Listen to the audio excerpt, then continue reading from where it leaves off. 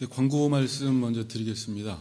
우리 이재창 집사님이 어제 좀 교통사고를 당하셔서 지금 그 봉천동에 있는 강남 고려병원 510호에 입원해 계십니다. 여러분들 기도해 주시고 많은 관심 부탁드립니다. 자, 오늘 본문 보도록 하겠습니다. 시편 우리 14편입니다. 시편 14편.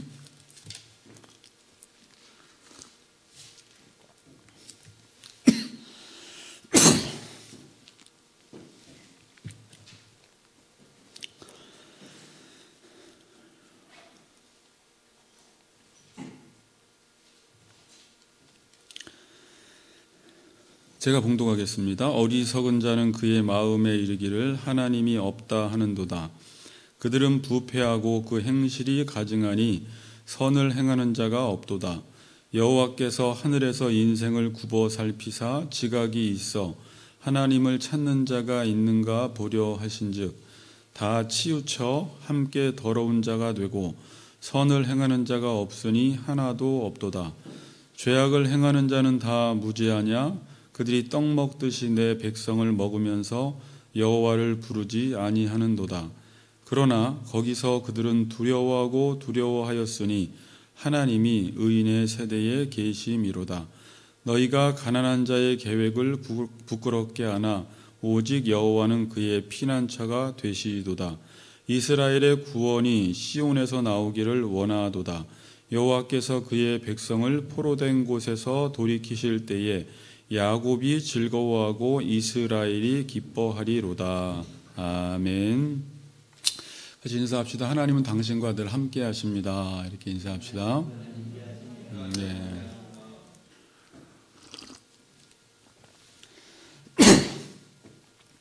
자, 우리가 시편을 계속 살펴보고 있습니다.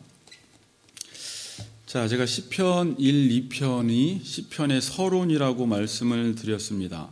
시편 1, 2편이 뭐라고요? 시편의 서론입니다. 그래서 시편 1, 2편에서는 시편의 원리를 말하고 있습니다.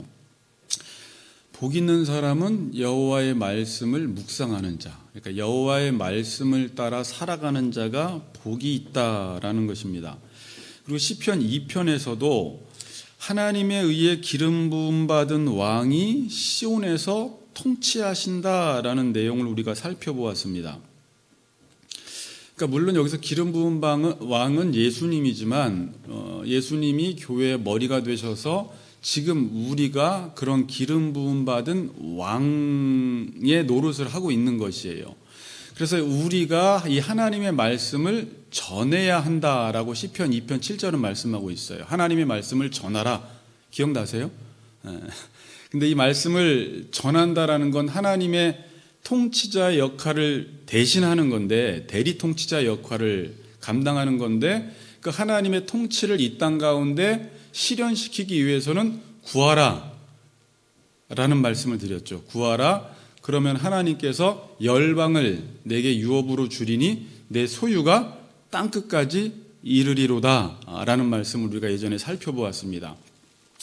그러니까 시편 1편은 여호와의 말씀을 따라 살아가는 자가 복이 있고, 시편 2편은 하나님께 구함으로 하나님의 통치를 이 땅에서 실현하라는 것입니다. 이게 전체 시편의 원리요 서론입니다.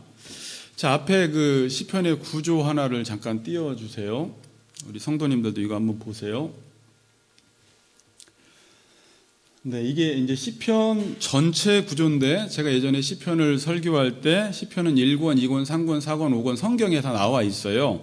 그래서 1권의 주제는 마음의 율법을 새기라. 2권은 하나님의 통치를 신뢰하고 낮아져서 주님의 인자를 사모하라. 그리고 한가운데 그 3권이 마음을 완악하게 하지 말라. 4권은 하나님의 통치를 신뢰하고 낮아져서 주님의 인자를 사모하라. 5권은 계속해서 마음의 율법을 새겨 대적자를 이기라. A와 A-, B와 B-, 가운데 C. 그래서 C는 마음을 완악하게 먹지 말라고 하면서 광야의 이스라엘 백성들에 관한 내용들이 그 C권에 들어가 있습니다. 그리고 그 1권을 딱 떼놔서 1권을 잠깐 또 구조 분석을 하겠습니다. 1권만 잠깐 보여주세요. 1권이 1편에서 41편까지인데 자, 아까 말씀드렸죠. 1, 2편이 마음을 율법에 새기라 였고, 그 다음에 탄식의 상황에서 올바른 태도, 하나님의 부재를 원망하지 말라. 이걸 지금 저희가 살펴보고 있는 것입니다. 3편에서 지금 4편까지. 근데 오늘 몇 편 보죠? 14편을 봐요. 그러니까 지금 어떤 내용을 다루고 있는 거예요? 하나님의 부재를 다루고 있는 거예요. 이때 원망하지 말아라. 그리고 시온에서 하나님의 임재를 경험하기 위해 마음의 율법을 새기라. 이건 다음 주부터 살펴볼 15편부터 24편. 그러니까 하나님의 부재가 느껴질 때에 하나님의 임재를 경험하기 위해서 마음의 율법을 새기라는 것입니다.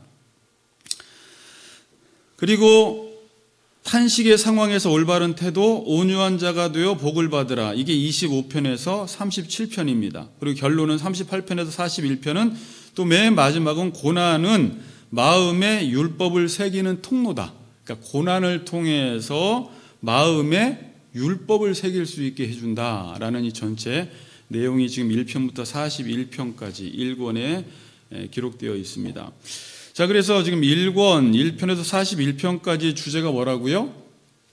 마음의 율법을 새기라입니다. 그리고 시편 3편에서 14편의 핵심 주제가 하나님의 부재입니다. 하나님의 부재. 그 중에 오늘 살펴보는 게 14편이에요.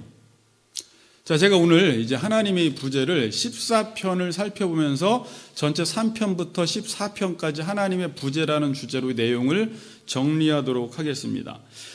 자, 이제 쉬운 내용이에요. 자, 원리는 뭐라고 했어요? 여호와의 율법을 지키는 자가 복을 받는다. 여호와의 말씀을 지키는 자가 복을 받는다라는 거였는데 우리의 실제 삶에서는 이 원리대로 되지 않는 것처럼 보인다라는 거예요. 복을 못 받는 것처럼 보인다는 것입니다. 여호와의 율법을 지키고 사는데 하나님의 부재 체험을 하는 것입니다. 말씀을 지키고 사는데 내 삶 속에서 복을 못 받는 것 같은, 하나님이 은혜와 복을 안 주시는 것 같은 경험을 한다는 것입니다. 그래서 지금까지 시편 3편에서 살펴본 것은 위기를 맞게 되고 악인들이 공격을 하고 질병에 걸리고 어려움에 처하게 됩니다. 특별히 지난 13편에 살펴본 것은 뭐였습니까? 다윗이 하나님이 나를 잊으신 것 같고 하나님이 어디에 숨어버리신 것 같은 거예요. 이런 상황이 우리의 삶 속에 찾아온다는 것입니다. 말씀을 따라 사는데 인생이 더 안 풀리는 것 같은 거예요. 형통치 않아 보이는 것입니다. 이게 지금 모든 성도들이 겪고 있는 경험입니다.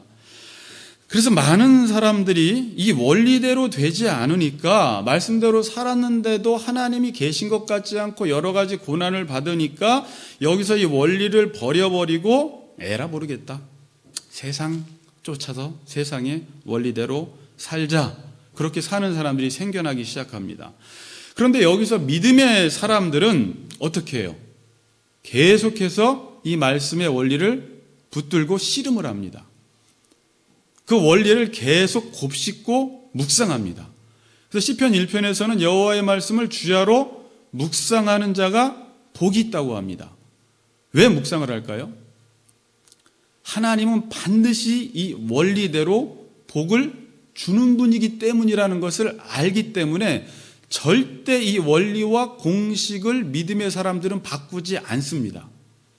그런데 실제 나의 삶 속에 경험하고 체험하는 것은 왜 위기가 오지? 왜 고난이 오지? 왜 이렇게 삶이 힘들지? 왜 하나님이 나를 잊어버리고 숨으신 것 같지? 라는 그러한 경험을 함에도 불구하고 믿음의 사람들은 견고하게 원리를 붙들고 묵상을 한다는 것입니다. 왜? 그래야지 복을 받기 때문에. 자, 그러면 아까 하나님이 부재하시는 것 같은 상황 속에서 말씀의 원리를 따라 살아가면 복이 와야 되는데 내가 보기에는 복을 못 받는 것 같지만 지금 성경에서 말하고 싶은 것은 그 가운데 지금 복을 받고 있다라는 것을 눈을 떠서 보라는 거예요. 자, 그럼 복은 뭐 길게 설명드릴 수 없고 에베소서 1장 3절에서 제가 오래 설명드렸는데 복이 뭐예요? 하늘에 속한 신령한 복을 우리에게 주셨는데 하나님이 복이에요. 하나님이 복의 근원이세요. 그리고 특별히 에베소서에서는 그 하나님을 닮아가는 게 복이다 라고 말씀하고 있고, 지난주에 시편 16편으로 봤을 때는 부활의 생명, 이 조회라는 것은, 구약 성경으로 하야라는 이 영생 생명이라는 것은 하나님과 교제하는 것이 복이고 생명이다 라고 말씀을 드렸어요. 그래서 시편 73편 28절에서는 하나님께 가까이함이 내게 복이라 라는 것이죠. 자, 그렇게 따져보니까 내가 지금 하나님의 말씀을 따라 살아가다가 하나님이 안 계신 것 같은데, 믿음 없는 사람들은 거기서 하나님으로부터 떨어져 나가고, 믿는 사람들은 계속 하나님을 부르며 여호와를 부르며 하나님의 말씀을 묵상하는 가운데 지금 뭐가 이루어지고 있는 거예요?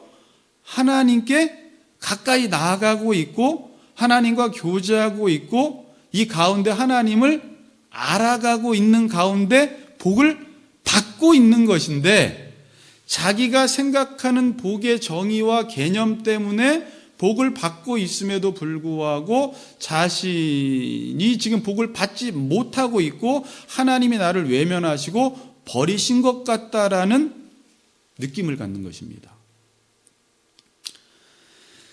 자, 이해가 되시죠? 네. 자, 제가 쉬운 예를 하나 들어볼게요. 열심히 운동을 해야지 건강하다라는 원리가 있다고 해봅시다. 그리고 이 원리는 어느 정도 맞아요. 열심히 운동해야지 건강하다. 그래서 이 말을 믿는 사람들은 운동을 합니다. 운동을 하면요, 여러분, 운동을 안 하던 사람이 운동을 하면 건강해지나요? 건강해지기 전에 어떤 증상이 찾아오냐면 몸이 아파요. 헬스를 안 하다가 헬스를 하면 몸이 다 아파요. 온 근육이. 걷지 않다가 마라톤을 안 하다가 마라톤을 하면 관절과 삭신이 다 쑤십니다. 그러니까 어떤 사람들은 2번, 3번 해보고 무슨 운동을 하면 건강해. 등산 갔더니 마라톤 했더니 헬스 갔더니 몸만 아프네. 나 이제부터 운동 안 해. 이렇게 말하는 사람이 있어요. 그럼 지금 원리대로 운동을 하면 건강해진다라는 게 지금 이루어지지 않고 있는 것인가요? 이루어지고 있는 과정 속에서 지금 내 몸이 근육질이 아니고 내 몸이 약하니까, 내가 그동안 늘 편한 것만 추구하며 살아왔기 때문에 운동을 했더니 내 몸에 삭신이 쑤시고 근육통이 오고 아픈 거지, 그 과정은 지금 건강해지는 과정 가운데 있다는 거예요. 그래서 우리가 운동을 함으로써 내가 얼마나 몸이 약한지를 깨닫게 돼요. 자, 이제 이게 율법의 기능이에요. 율법을 지키다 보니까 내가 죄인이구나 라는 것을 깨닫는 거예요. 여기까지 나가지 맙시다. 어쨌든 해보니까 약하구나. 그러나 그냥 원래 운동을 하던 사람들은, 근육질의 사람들은 그냥 마라톤을 하고 운동을 하고 헬스를 하면 훨씬 더 몸이 개운한 것을 느끼게 돼요. 진짜 내 몸이 건강해지는구나. 근데 안 하던 사람들은 그렇게 생각을 안 한다라는 것이죠. 그래서 운동을 하다가 금방 1, 2개월 하다가 무슨 운동이야 그러면서 그냥 포기해버린다는 것입니다.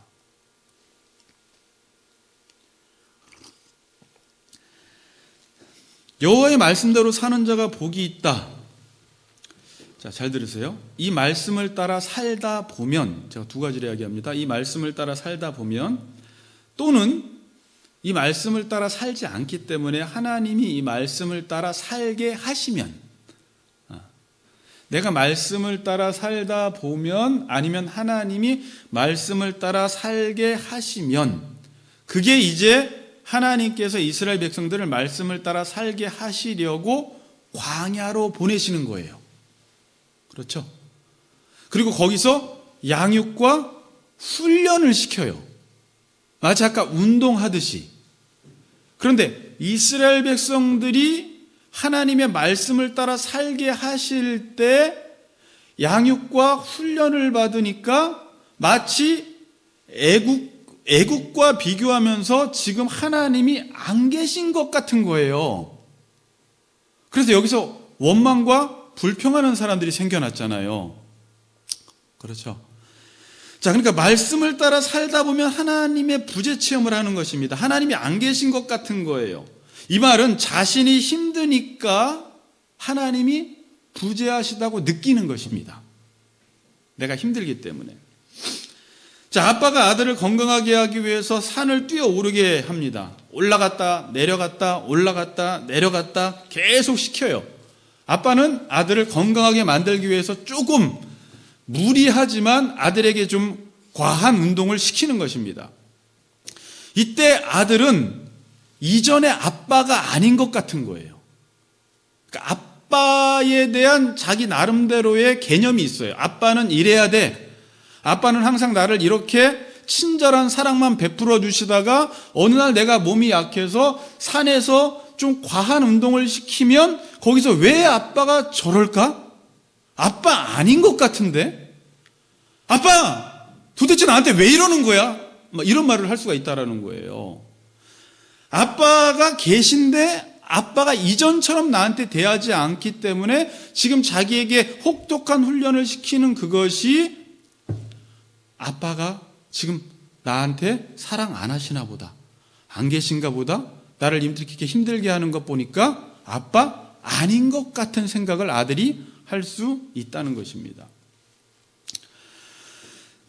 자, 지금 시편 3편에서 13편에서 이 시인은요, 이 부재체험, 하나님의 부재체험을 하는데 이 하나님이 안 계실 것 같은 상황 속에서 이 시편에 나온 다윗은, 주로 다윗이죠, 이 시인은 어떻게 합니까? 하나님의 말씀의 원리를 붙잡아요. 이럴 때일수록 여호와의 이름을 부릅니다. 하나님을 더 의지합니다. 그래서 시편 13편에서도 하나님의 사랑, 여호와의 사랑을 의지했다라는 말이 나와요. 13편 5절입니다. 나는 오직 주의 사랑을 의지하여 싸우니 나의 마음은 주의 구원을 기뻐하리이다 라고 합니다. 그러니까 믿음의 사람들은 하나님이 안 계신 것 같을 때 특징이 뭐냐면 여호와의 이름을 불러서 여호와를 더 의지하며 그의 앞으로 나아가고 탄식하며 기도하는 가운데 하나님을 만나게 되고 하나님의 구원을 경험하는 복을 받게 된다는 거예요. 성도들의 복이 이런 방식으로 우리의 삶 가운데 찾아온다라는 거예요. 그런데 많은 성도님들이 자기가 생각하는 세상적인 복 개념 때문에 말씀을 살다가 그 복이 찾아오지 않으면 하나님이 나를 버리셨나 보다라고 하고 하나님의 곁을 떠나는 현상들이 믿음 없는 사람들에게 나타나는 특징이라는 것입니다. 지금 시편에서 나온 이 다윗은, 이 시인은 복을 받은 사람이에요? 못 받은 사람이에요? 계속 여호와를 부른 것 보니까 복을 받은 사람이에요. 오히려 이러한 어려움들로 인해서 여호와여, 여호와여, 여호와를 찾게 됐다라는 것이죠. 하나님을 가까이 하게 됐다라는 거예요. 그래서 복을 받은 거예요.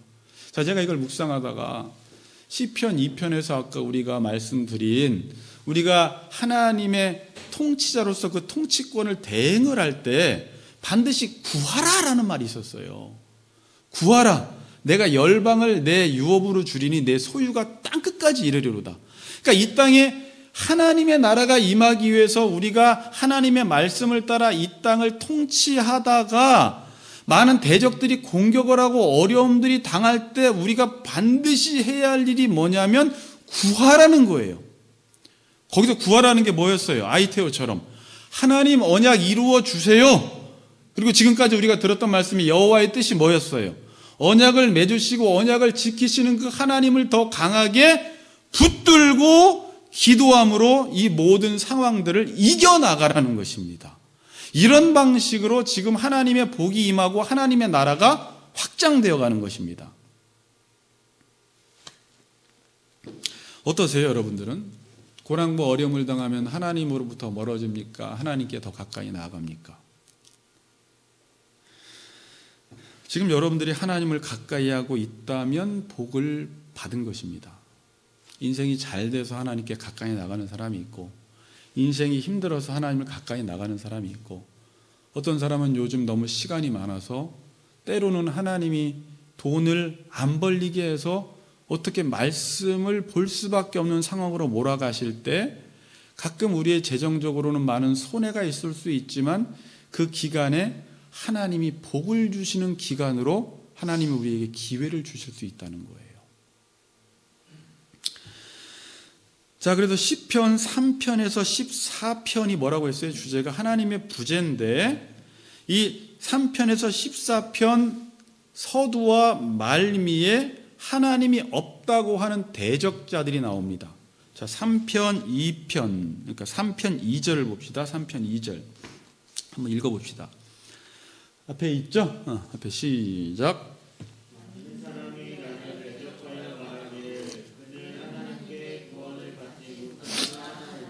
네, 그리고 14편 1절, 오늘 본문이죠? 1절 한번 읽어보겠습니다. 시작.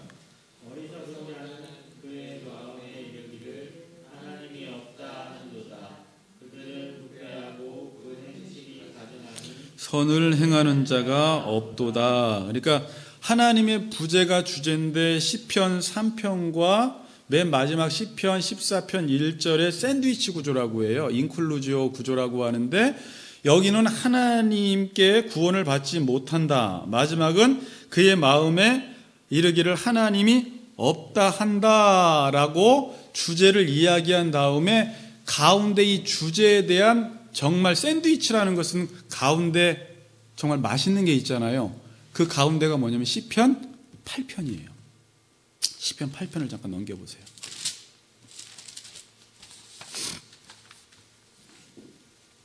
그러니까 시편 3편과 시편 14편 한가운데 지금 시편 8편이 있습니다. 자, 8편을 보면 지금까지 우리가 보았던 이 시편의 형식과는 좀 달라요.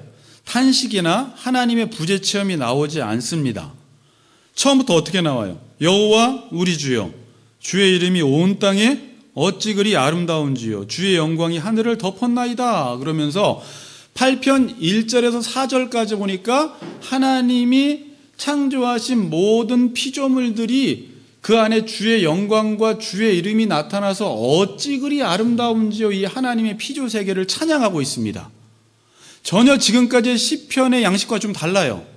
그리고 지금 5절부터 9절까지는 어떤 내용이에요?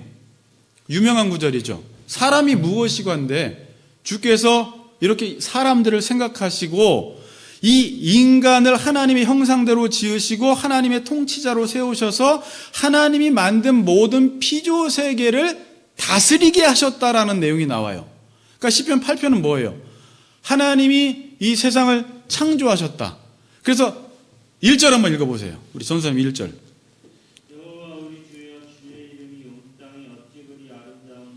주의 영광이 하늘을 덮었나이다 그래요. 그러니까 이 세상에 하나님의 영광이 온 땅을 덮은 거예요. 하나님의 위엄과 하나님의 영광과 하나님의 하나님 되심이 온 땅 가운데 가득한데, 5절부터는 하나님이 그 땅을 직접 다스리시지 않고 인간을 세우셔서, 하나님의 형상대로 만든 인간을 세우셔서 그를 왕으로 세우셔서 이 모든 것들을 다스리게 하셨다라는 것입니다. 자, 그러면 왕이 뭐 하는 자예요? 왕이 율법으로 이 땅을 다스리는 자예요.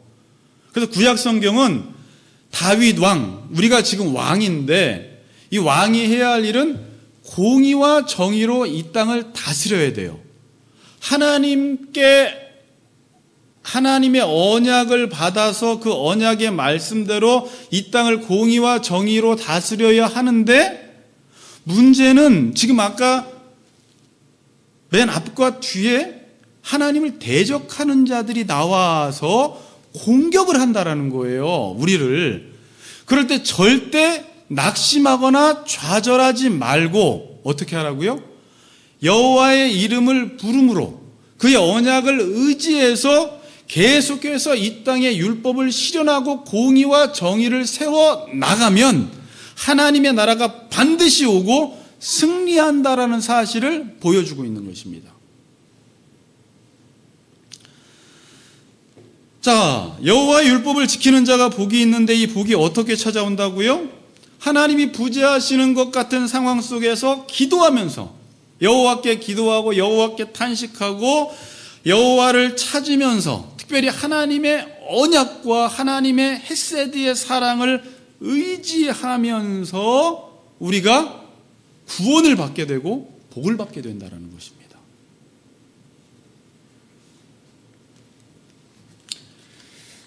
복이 뭔지 아시겠어요? 네. 지금 여러분들은 그런 차원에서 복을 받고 있나 받고 있지 않나를 한번 생각해 보시면 돼요. 자, 여러분, 하나님은 이 땅에 계세요. 자, 충만히 계세요. 하나님의 부재라는 표현은 제가 이 조지신학 책을 읽다 보니까 하나님의 현존의 다른 표현이에요. 뭐라고요? 하나님의 부재는 하나님이 현존하신다라는 다른 표현뿐이에요. 그러니까 하나님의 부재는 없어요. 우리가 사는 세상에는 있는 것이 있고 없는 것이 있습니다. 근데 하나님은 있으세요? 없으세요? 있으세요. 계세요. 자, 현경제 그 그림을 한번 띄워주세요. 제가 이 그림으로 좀 설명을 드리겠습니다. 그 그림 있죠? 자, 우리 김현수 성도님은 이 그림에서 뭐가 보이세요? 아, 눈이 보이세요? 아니, 어떤 동물이 보이세요? 오리가 보이고. 우리 전사님은? 오리. 저도 오리가 보이는데 이게 또 토끼래요. 귀가 있고 이쪽 면이 앞으로 해서. 그러니까 보이세요? 네, 다음 그림 한번 보여주세요. 뭐가 보이세요?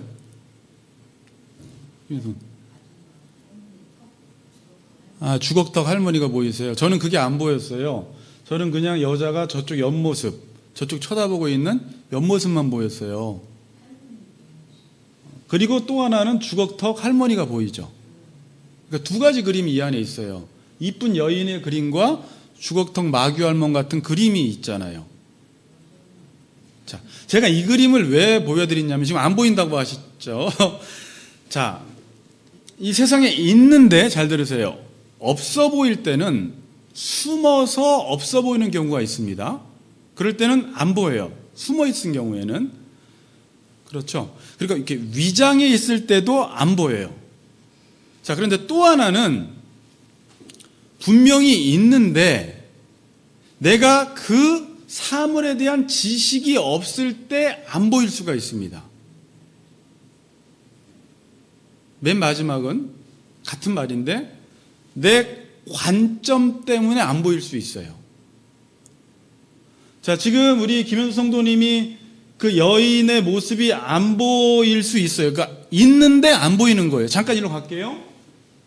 이 여자의 눈썹이고 이게 턱이고 이쪽을 쳐다보고 있고 이게 머리가 있는 거예요. 그렇죠. 근데 지금 이건 지금 여기서 김현수 성도님은 부재 체험을 한 것이에요. 안 보여서 그런 게 아니라 본인의 관점 때문에. 또 혹시나 아까 어떤 사람이 토끼를 태어나서 한 번도 못 본 사람은 그 토끼에 대한 지식이 없기 때문에 분명히 토끼가 있는데도 토끼를 못 볼 수가 있고, 또 하나는 오리와 토끼가 있는데 자신의 관점 때문에 오리밖에 못 볼 수 있다는 것이죠. 이렇게 부재 체험을 할 수가 있어요. 제가 이 말씀을 왜 드렸냐면, 여러분들이 주로 하나님이 살아계시다라고 할 때는 언제 하나님은 살아계신 것 같은 거예요? 내가 평안하고 형통하고 잘 될 때. 그럼 언제 하나님이 안 계신 것 같다라고 말을 합니까? 내가 위기가 오고 어려움이 오고 질병이 계속되고 고난이 닥칠 때 하나님이 안 계신 것 같다라고 이야기를 합니다. 사람들은 하나님이 계시고 안 계신 것 같다라는 것을 어떤 기준과 관점으로 보고 있냐면 내 뜻대로 되냐 되지 않느냐의 관점으로 하나님이 계시다 안 계시다를 판단하는 거예요. 지금 사람들이 야, 하나님이 안 계신 것 같아 라고 하는 사람은 지금 내가 위기를 당하니까 안 계신다고 하는 거죠. 왜 그런 거예요? 자기의 관점 때문에. 자기는 내 뜻대로 내가 편안하고 좋아야 되고 아무 일이 없어야지 하나님이 살아계신 것 같은 거예요. 그래서 아까 아빠가 아들을 막 운동을 시킬 때 좀 과하게 운동을 시키니까 아들이 아빠가 왜 그럴까? 아빠 아닌 것 같네? 이전에 아빠의 모습이 아니었는데 라고 하면서 아빠의 부재 체험을 하는 것입니다. 이건 자기 생각 때문에 그래요. 아빠는 이래야 돼 라는 자기 틀 때문에. 하나님은 내가 예수를 믿으면 돈을 많이 줘야 돼. 내가 예수를 믿으면 병에 걸리지 않아야 돼. 내가 예수를 믿으면 잘 살아야 돼. 라는 하나님은 이래야 되라는 자기의 그 관점과 틀 때문에 그 범위 밖에서 하나님이 어떤 일을 하시면 하나님은 분명히 계신데 자기 스스로 하나님의 부재 체험을 하는 것입니다. 자, 그래서 제가 아까 그림을 그렇게 보여드린 거예요. 내 관점이 나는 그냥 오리밖에 태어나서 본 적이 없고 토끼는 본 적이 없기 때문에 있는데 못 보는 거예요. 또 하나는 토끼도 보긴 봤는데 이 그림에서 자신의 관점 때문에 토끼를 못 보게 되는 거예요. 그리고 스스로 부재 체험을 하는 거예요.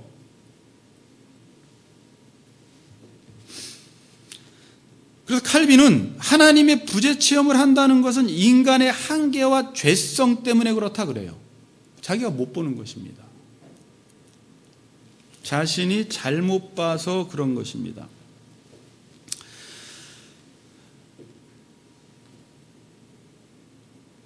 지금 시편의 이 시인은 시편 3편에서 14편까지 해서 하나님의 부재 체험을 어떻게 극복합니까? 여러분들이 지금까지 3편 살펴보았고 10, 11, 12, 13편 살펴보았는데 그 전에 있는 내용도 다 비슷해요.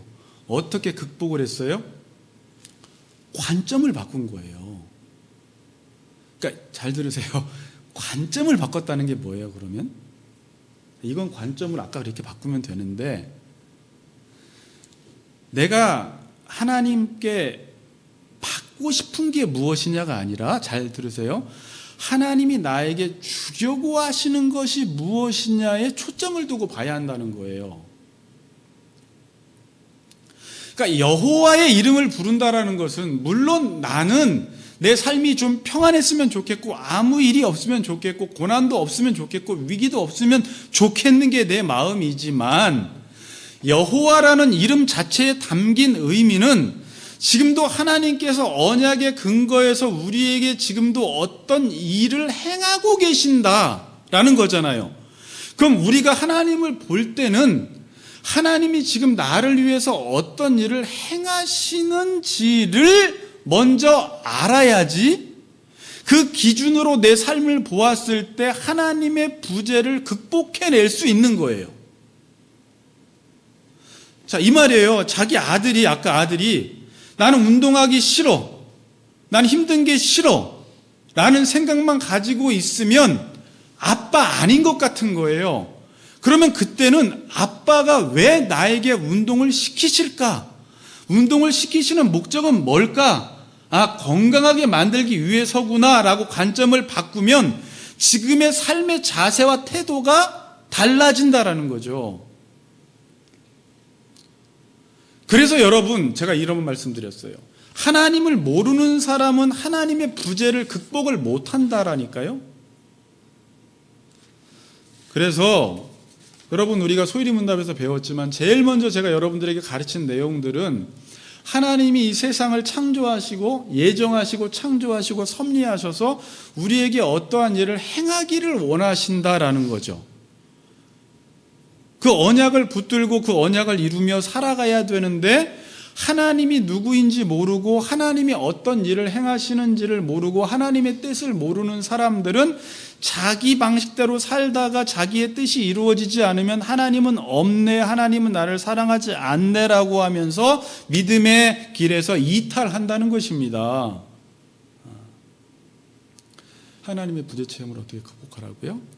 관점을 바꾸는데 관점을 바꾼다라는 건 지금 내가 하고 싶은 것에 초점을 두지 말고 지금 내 환경과 상황만 보지 말고 하나님이 지금 이러한 환경 속에서 나에게 어떤 뜻과 언약을 이루고 계시는지 그분의 사랑을 의지하라는 거예요. 여전히 그분은 나에게 험한 운동을 시키지만, 아버지는 나에게 험한 운동을 시키지만 여전히 나를 사랑하고 계신다라는 그 하나님의 사랑과 언약을 의지해서 지금의 상황들을 이겨나가라는 것입니다. 관점을 바꿈으로. 자, 여러분, 사복음서에 보면 이렇게 예수님이 지나가실 때 병을 고침받기 위해서 매달린 사람들이 많아요. 사복음서에 많이 나와요. 근데 희한하게 예수님이 다 그냥 친절하게 고쳐주시는 것이 아니라 때로는 매몰차게 거부하시고요, 그냥 지나가 버리세요.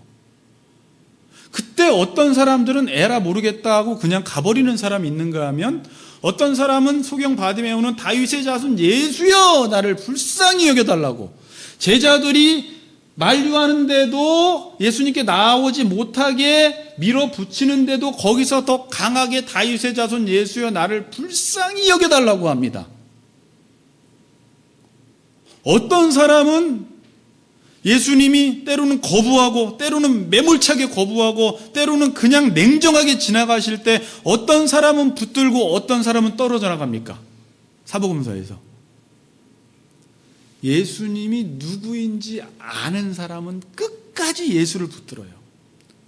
그분은 창조주요 구원자요 다윗의 자손 예수요 나를 치료하실 수 있는 전능하신 하나님이라는 사실을 아는 사람은 절대 예수님을 놓지 않고 옷자락이라도 붙들려고 합니다.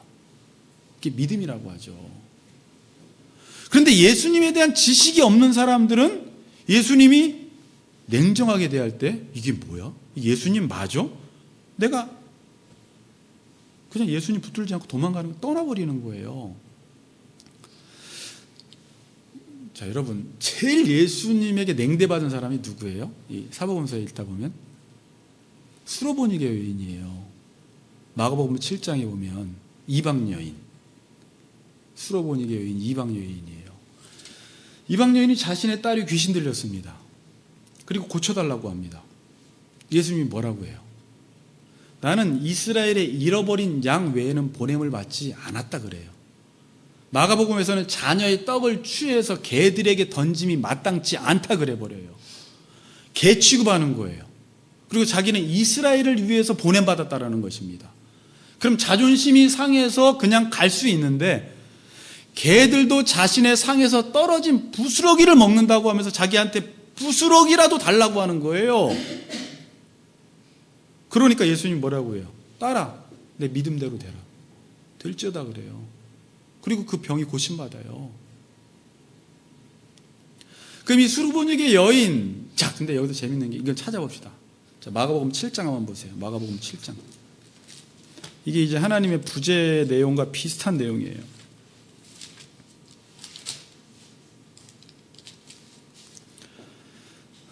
24절. 우리 김효수 성도님이 크게 읽어보세요. 자, 시작. 예수께서 일어나사 거리를 떠나 주로 지방으로 가서 한 집에 들어가 아무도 모르게 하시려 하나 숨길 수 없더라. 네. 자, 아무도 모르게 하시려 하나 숨길 수 없더라. 이게 핵심 키워드예요, 본문에. 잘 보세요. 지금 그 전에 나오는 내용은 뭐냐면 유대인들은요, 예수님이 지금 눈앞에 있는데도 예수님을 못 봅니다. 메시아가 오셨는데도 메시아를 못 봐요. 눈뜬 장인이 맹인이에요. 왜 그래요? 자신들의 틀과 기대치, 예수는 메시아는 이래야 돼, 어떤 힘과 권력으로 로마로부터 정치적인 해방을 가져와야 돼라는 틀 때문에 예수님이 눈앞에 있었는데 부재 체험을 한 것입니다. 그런데 지금 이방 여인입니다. 대조시키는 거예요. 그리고 예수님은 그 이방 여인 그 두로 지방으로 간 이유는 자기를 숨기려고 했는데 숨길 수가 없었어요. 어떻게 보면 몰래 숨어서 부재하시려고 했는데 이방인의 믿음을 통해서 예수님이 드러나 버린 거예요. 그 이방 여인은 예수님이 누군지 알고 예수님을 붙들고 병을 고침받음으로 예수님이 그렇게 말씀하시는 거예요. 숨으려 하였으나 숨을 수 없었더라. 그러니까 지금도 믿음 없는 사람들, 자기네 틀대로 예수를 바라보려고 하는 사람들은 계속 예수가 안 보이고, 예수님이 누구인지 알고 그 예수에 의존해서 그 언약을 붙들고 나아가는 사람은 계속 예수를 보게 되는 현상이 일어나는 것입니다. 여러분 삶 가운데 지금 하나님이 보이지 않는다, 내 삶 가운데는 하나님이 살아계시지 않는 것 같다라는 것은 하나님이 부재하신 것이 아니라 하나님은 늘 함께 하시지만 자신의 왜곡된 시각과 죄성 때문에 하나님은 이래야 되라는 자신의 틀 때문에 하나님이 안 계신 것 같은 체험을 하고 있는 거예요, 지금.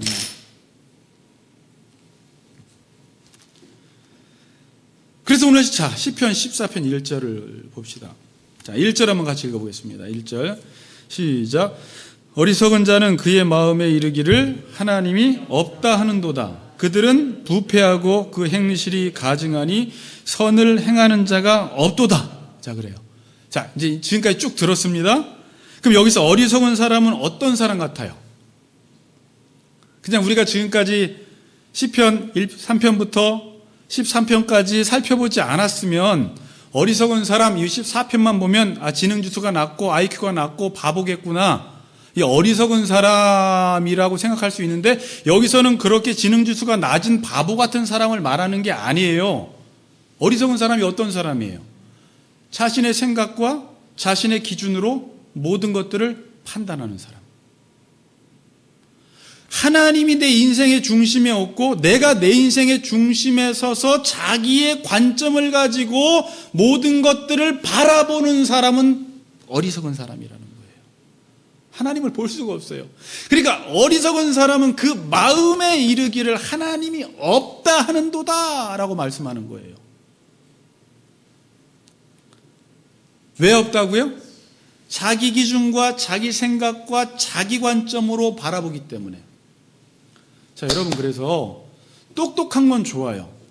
머리 좋은 건 좋은데 너무 똑똑하고 너무 머리가 좋아서 자기의 사고의 틀이 강한 사람일수록 자기 관점으로만 모든 것들을 바라보기 때문에 하나님을 만나지 못할 확률이 아주 커요. 오히려 자기 틀이 엉성한 사람들이 분명한 관점이 없기 때문에 하나님을 믿을 수 있는 확률이 커요.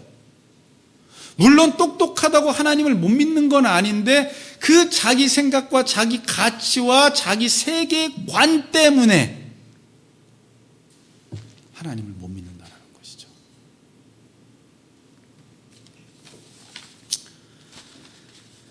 여기서 어리석은 자는 하나님을 몰라서 자신을 인생의 중심에 놓고 사는 자, 자신을 인생의 중심에 놓고 생각하는 사람이에요. 저는 그래서 왜 어리석게 될까를 생각해 보니까 그냥 어리석은 자는 뭐냐면 하나님이 인생의 중심에 없으니까 자연스럽게 자기 자신의 인생의 중심에 들어와서 그냥 어리석은 자가 돼버리는 거예요. 성경적 관점이 없으니까 자연스럽게 자신의 관점으로 세상을 보니까 어리석은 자가 되는 것입니다. 또다시 말하면 하나님을 모르니까 자기가 알고 있는 게 전부인 것인 양 생각하니까 어리석은 자가 되는 거예요. 하나님이 중심에 계신다는 말은 하나님의 말씀과 권명과 책망을 듣는다는 말이에요. 자, 지금도 성도들 중에 하나님의 말씀과 권면을 듣지 않는 사람들은 자신의 말이 자신의 중심 안에 있게 되어서 어리석은 자가 되는 거예요. 그래서 그분의 말씀을 듣는 자가 성경에서는 지혜로운 자다. 듣지 않고 잠언서에 보니까 그의 권면을 무시하는 사람들, 하나님의 권고를 무시하는 사람들은 어리석은 자라는 거예요.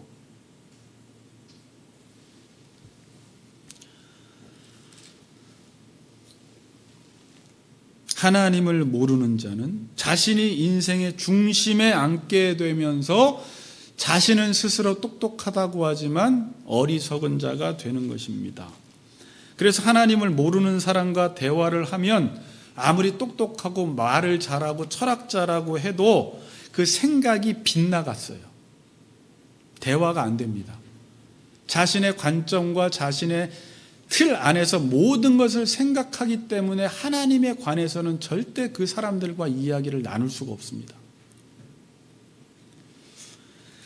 자, 1절하고 3절에 같은 말씀이 있는데, 자, 14편 보세요. 어리석은 자는 그의 마음에 이르기를 하나님이 없다 하는도다. 그들은 부패하고 그 행실이 가증하니 선을 행하는 자가 없도다. 3절 보니까 다 치우쳐 함께 더러운 자가 되고 선을 행하는 자가 없으니 하나도 없도다. 이 내용은 지금 로마서 3장 8절에서 사도 바울이 인용한 내용이에요. 하나님이 없다고 하는 자는요, 선이 없습니다. 그러니까 치우쳤다라는 말이 여기 있죠. 로마서에서도 치우쳤다라는 말을 제가 설교를 했어요. 치우쳤다라는 말은 하나님이 정하신 길에서 멀리 떠난 거예요. 정확한 뜻이. 하나님이 정하신 길에서 멀리 떠났어요. 이 말은 하나님의 뜻과 하나님의 언약에서 멀리 떠났기 때문에, 그리고 자신이 인생의 중심에 서서 모든 생각을 하고 판단을 하기 때문에 이 사람은 이미 치우쳐버린 거예요. 그래서 성경은 하나님이 없다고 하는 사람은 선이 없습니다. 모든 게 더럽고 부패하고 가증하다라고 이야기를 합니다. 어떤 사람이 하나님이 인생의 중심이었고 자신이 인생의 중심에 서서 자신의 생각과 자신의 기준을 가지고 모든 것을 판단하고 자신의 관점으로만 모든 것을 보는 사람들은 이미 치우쳐서 선을 행하지 못하고 더럽고 부패하고 가증하다는 거예요.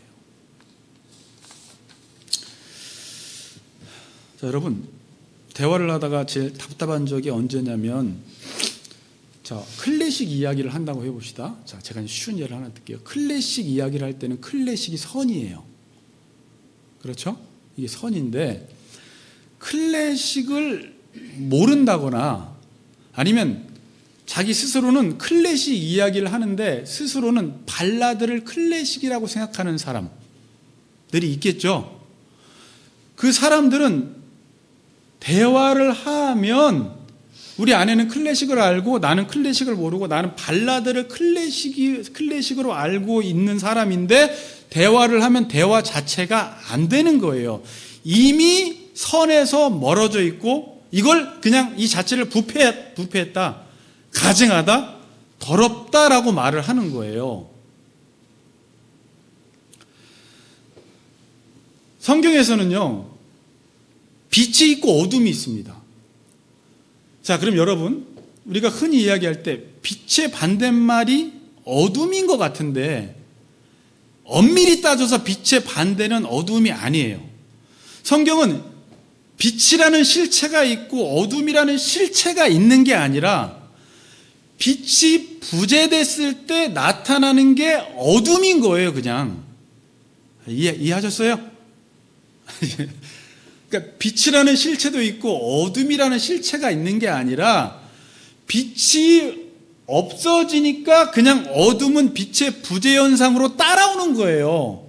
이걸 가리켜 지금 치우쳤다, 가증하다, 부패하다. 그래서 죄를 교리적으로 설교할 때 하마르티아, 하나님으로부터 멀어진 인간들은 부패와 오염되고 도덕적으로 무능하고 타락해질 수밖에 없는 거예요. 빛이 없으니까.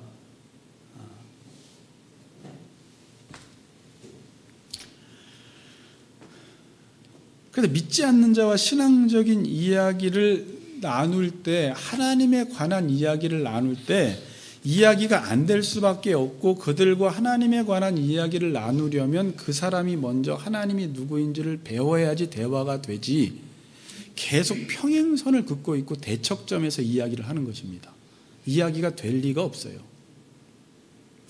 그냥 자기가 알고 있는 범위 안에서 자신이 인생의 중심에 서서 자기의 기준과 자기의 생각으로 판단하는 것 가지고 하나님을 말하기 때문에 이미 치우쳐서 대화 자체가 안 되는 것입니다. 관점 자체가 잘못되어서 치우쳐서 선을 말할 수도 없고 선을 행할 수도 없다는 것입니다. 잘못 보고 있기 때문에. 그래서 하나님이 계시다 안 계시다라는 말은 단순히 하나님이 계시다 안 계시다라는 그 신관, 그 지식의 차이 정도가 아니에요. 저는 하나님이 계시다라고 하고 우리 전수사님은 예를 들어서 안 계시다라고 이야기하면 저 사람은 그냥 신관에 있어서 나랑 조금 다른 차이가 있네, 견해가 있네 정도가 아니라, 하나님이 계시다라고 믿는 사람은요, 하나님이 지금도 우리를 향한 그 계획과 언약을 믿고 그 언약을 따라 살아감으로 그 인생의 관점과 생각과 사고가 달라요, 삶이. 하나님이 안 계시다라고 하는 사람은 그냥 신관에 있어서 조금 문제만 있는 게 아니라, 하나님이 안 계시다라고 하니까 자신이 인생의 중심에 서서 자신의 생각과 관점과 틀이 자신의 뜻을 위해서 살아가는 사람이 되는 것입니다. 완전히 다른 길을 걸어가는 거예요. 하나님이 계시다라고 하는 사람과 안 계시다라고 하는 사람은.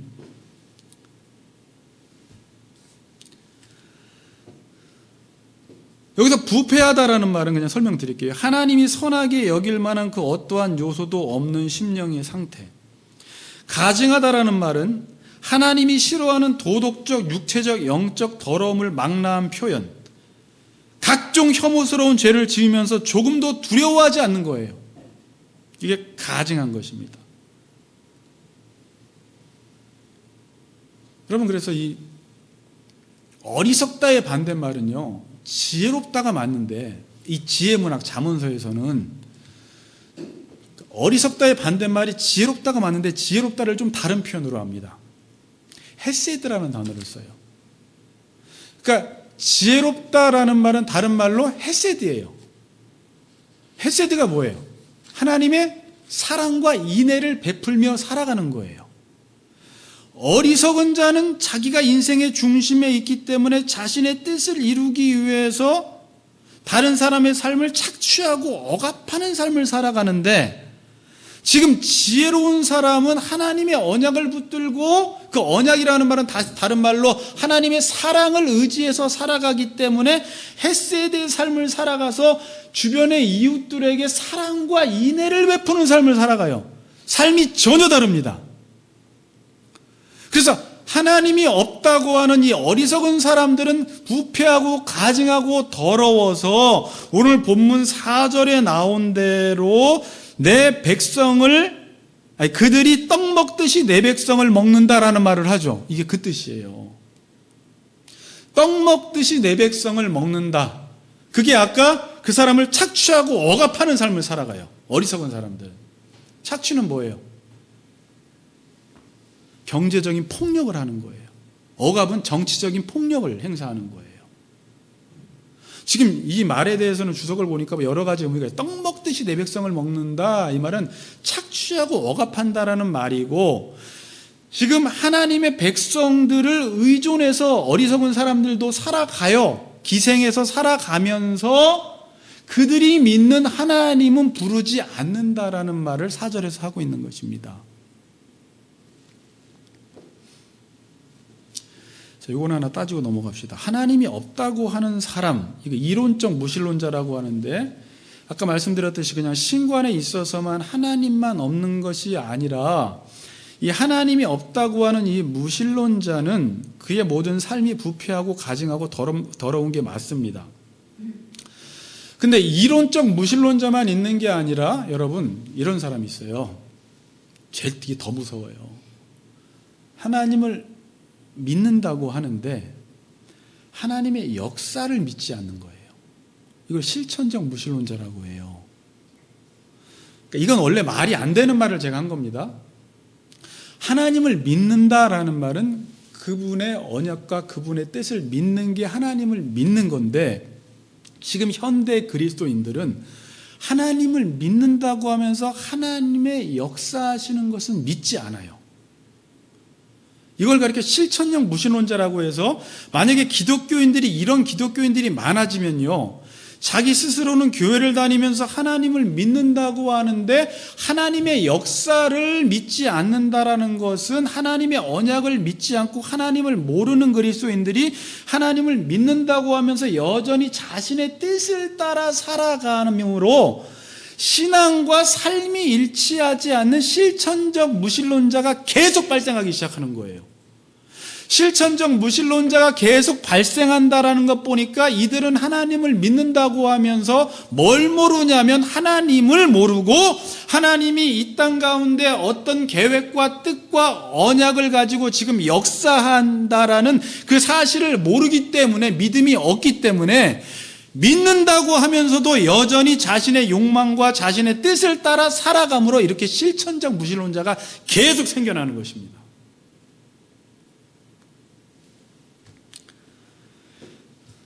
그래서 하나님을 믿는데 하나님의 역사는 믿지 않습니다. 둘 중에 하나를 해야 돼요. 하나님을 믿는다면 하나님의 언약을 믿고 살든지, 자 들으세요? 하나님을 믿는 게 뭐라고요? 하나님의 언약을 믿고 살든지, 하나님을 믿지 말고 그냥 자신의 뜻을 따라 살든지, 둘 중에 하나 선택을 해야 되는데 어떻게 한다고요? 하나님을 믿는다고 하면서 하나님의 역사를 믿지 않고 자신의 뜻을 따라 살아가요. 그래서 제가 어떤 부분이 지금 성도들이 부족하냐를 보니까 믿는다고 교회는 다니는데 하나님이 지금 창세 전부터 어떤 예정과 계획을 가지시고 이 땅 가운데 역사하시는지 하나님의 계획과 목적을 모르기 때문에 교리 공부와 에베소서를 통해서 하나님이 지금 우리 가운데 어떤 일을 행하고자 하시는지를 여러분들에게 알려주므로 여러분들이 하나님을 믿는다고 해서 믿는 그 믿음의 내용이 자신의 뜻이 아니라 이걸 부정해버리고 이제부터는 하나님이 나에게 주려고 하시는 그것을 믿음의 내용으로 삼고 살아가는 진짜 믿는 백성을 양육시키려고 하는 것입니다. 이해가 되시죠? 그래야지 실천적 무신론자가 안 돼요.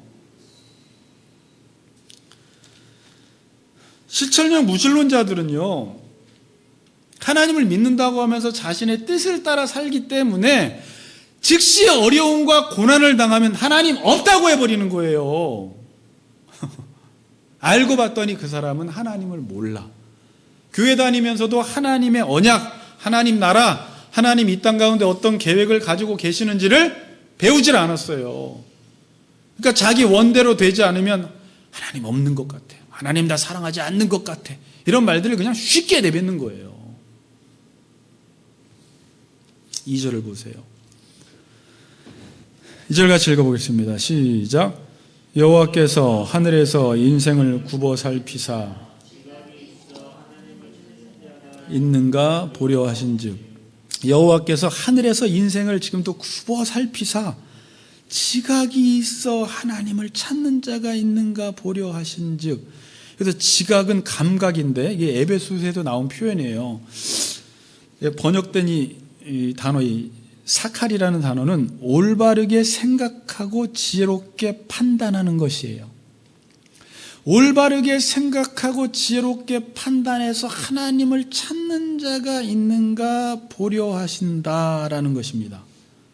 자, 근데 제가 이 단어를 찾다가 이 동사가 어디에 쓰였냐면 이사야서에서는 52장 13절에 잘 들으세요. 형통하리라로 번역이 돼요. 그러니까 이 지각이 있어라는 이 동사가 형통이라는 단어로 번역이 됩니다. 그러니까 형통이 뭐예요? 지각이 있어서 바른 생각과 바른 판단을 가지고 하나님을 찾는 자는, 구하는 자는 그분의 언약을 따라 살기 때문에 그의 삶이 형통하다라고 해서 이 지각이라는 단어를 형통이라고도 번역을 한다라는 거예요. 누가 형통한다라는 거예요? 지각이 있어 지금도 하나님을 찾는 자, 구하는 자, 여호와여 부르는 자, 그분의 언약을 이루어달라고 해서 그분의 언약을 신실하게 지키는 의인들의 삶, 형통하다는 거예요. 그래서 신명기 29장 9절에 보면 그런즉 너희는 이 언약의 말씀을 지켜 행하라. 그리하면 너희가 하는 모든 일이 형통하리라. 지각이 있어 하나님을 찾았습니다. 하나님을 찾게 되면 하나님의 언약의 말씀을 알게 되어 하나님이 지금 나에게 어떤 일을 행하시는지를 알게 돼서 그 언약을 따라 살아감으로 그의 삶이 형통하리라. 이렇게 말씀하는 것입니다. 5절 봅니다. 그러나 거기서 그들은 두려워하였으니 하나님이 의인의 세대에 계심이로다. 자, 여기서 거기서가 뭐예요? 지금 어리석은 자는 그 마음에 이르기를 하나님이 없다고 합니다. 치우쳤습니다. 더럽습니다. 부패합니다. 가증합니다. 하나님의 백성들을 떡 먹듯이 먹습니다. 착취하고 억압합니다. 거기서라는 그 말이에요. 이들의 삶의 방식, 그 자리에서 즉 하나님을 떠나 선을 행하지 않는 그들이 뭐라고 말하냐면 두려워하였으니 그들이 그렇게 살아가면서 두려워한다라는 거예요. 왜 두려워할까요? 그 뒤에 보면 하나님이 의인의 세대에 계심이로다 그래요. 뭐라고요? 의인의 세대에 계신다라는 거예요. 의인들이 어떤 사람이라고요? 여호와여를 부르면서 다윗처럼 하나님의 언약의 말씀을 따라 그 언약을 이루는 삶을 살다 보니까 그 안에서는 하나님의 부재를 경험할 수가 없습니다. 하나님이 지금도 그 의인을 통해서 하나님의 역사를 이루시니까 죄인들이 그 의인을 보면서 하나님의 살아계심을 보고 두려워하고 두려워한다는 거예요. 아멘. 6절 봅니다. 너희가 가난한 자의 계획을 부끄럽게 하나 오직 여호와는 그의 피난처가 되시도다. 여기서 이제 의인을 가난한 자라고 표현을 합니다. 가난한 자가 뭐예요? 이게 이제 팔복에 나온 사람이에요. 말씀에 굶주린 사람들, 하나님의 언약에 굶주린 사람들, 가난한 사람들이라고 이 시편 기자가 표현을 하는데 너희가 가난한 자들의 계획을 부끄럽게 하나, 이 부끄럽게 하나라는 말은 방해하고 차단합니다. 하나님의 계획을 이루지 못하도록 대적자들이 지금 방해를 하는데 뭐라고 합니까? 오직 여호와는 그의 피난처가 되시도다. 하나님은 의인들의 피난처가 되셔서 그들을 보호해 주셔서 그 의인들의 뜻과 계획과 하나님의 언약이 계속 이루어질 수 있도록 피난처가 되어 주신다라는 거예요. 아멘. 네.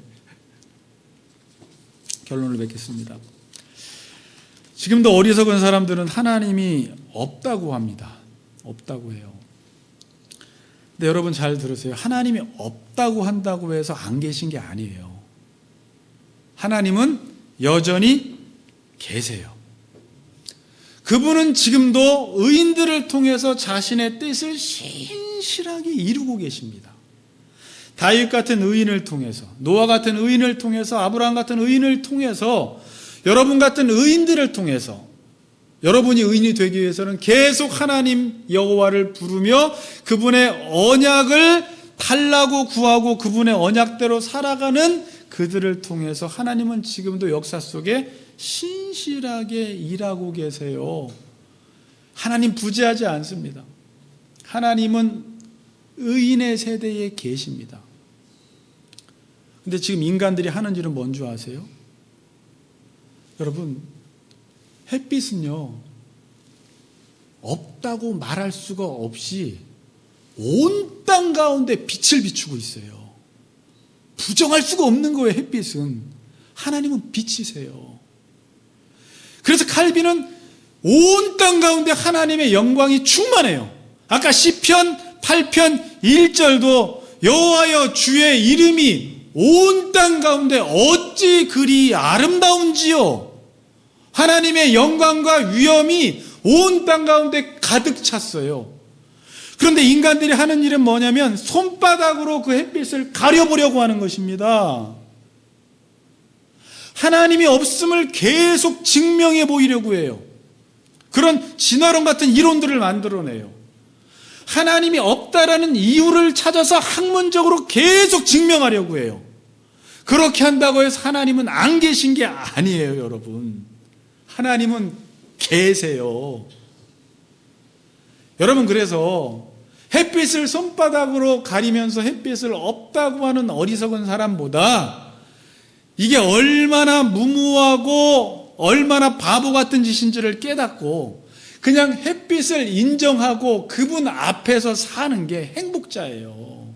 어떻게 하나님을 부정합니까? 저는 이 설교 준비하다가 하나님이 의인의 세대에 계신다. 지금 많은 기독교인들조차도 하나님이 안 계신 것 같아. 어떻게 보면 말은 안 해요. 이 어리석은 자도요, 마음에 이르기를 하나님이 없다는 거예요. 겉으로는 집사님 하나님 기도해 줄게요, 하나님 믿으세요 라고 하면서 그 사람조차도 마음에 이르기를 나는 삶 속에서 하나님을 믿지 않아. 하나님이 나의 삶 속에서 우리의 재정 문제, 우리의 가정 문제, 자녀 문제 아무것도 간섭하지 않는다라는 이 안에 무신론적인 사고가 가득 차 있어요. 안 믿어요, 여러분. 그래서 많은 사람들이 하나님이 없대요. 말은 안 하지만 삶으로 없음을 증명해 나가고 있어요. 그러나 오늘 분명히 말씀하시는 것은 의인의 세대에 하나님이 계시다라는 거예요. 이 의인의 세대라는 말은 세대라는 말을 썼는데 의인의 삶 속에서는 하나님은 지금도 여전히 살아서 역사하신다는 것입니다.